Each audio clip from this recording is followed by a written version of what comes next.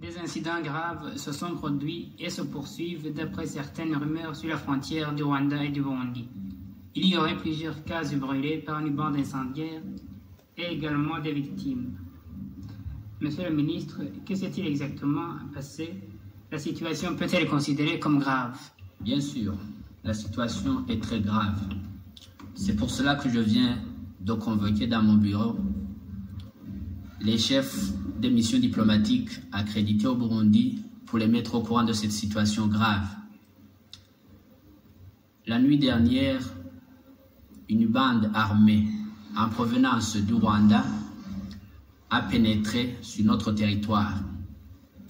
Les incendies ont été commis, des meurtres et des assassinats s'en sont suivis. Ainsi, j'ai voulu en appeler à l'opinion internationale.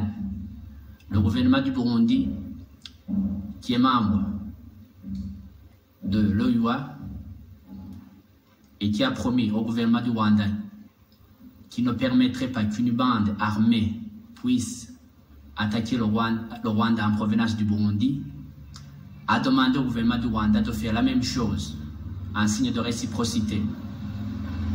C'est ainsi que, vers le 24 décembre 1965, une bande de réfugiés rwandais en provenance du Congo a voulu traverser le territoire du Burundi pour attaquer le Rwanda.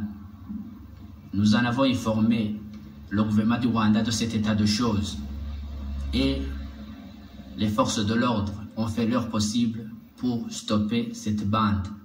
2 jours après, le gouvernement du Rwanda nous informait que 2000 réfugiés Barundi se préparaient à attaquer le Burundi. Le gouvernement du Burundi, tout en remerciant le gouvernement du Rwanda, a mis en doute le chiffre avancé par le gouvernement du Rwanda. À notre avis, il n'y a pas 2000 réfugiés Barundi au Rwanda. Même d'après la Caritas catholique installée au Rwanda, il y aurait peut-être tout au plus 200. Voici que des actes graves viennent de se commettre. Ces actes compromettent gravement les bonnes relations qui allaient exister entre le Burundi et le Rwanda. C'est pour cela que cet après-midi, le gouvernement du Burundi a envoyé un télégramme à son Excellence Bialotelli, secrétaire général de l'OUA, et à Utante, secrétaire général de l'Organisation des Nations Unies. Ce télégramme est conçu comme suit.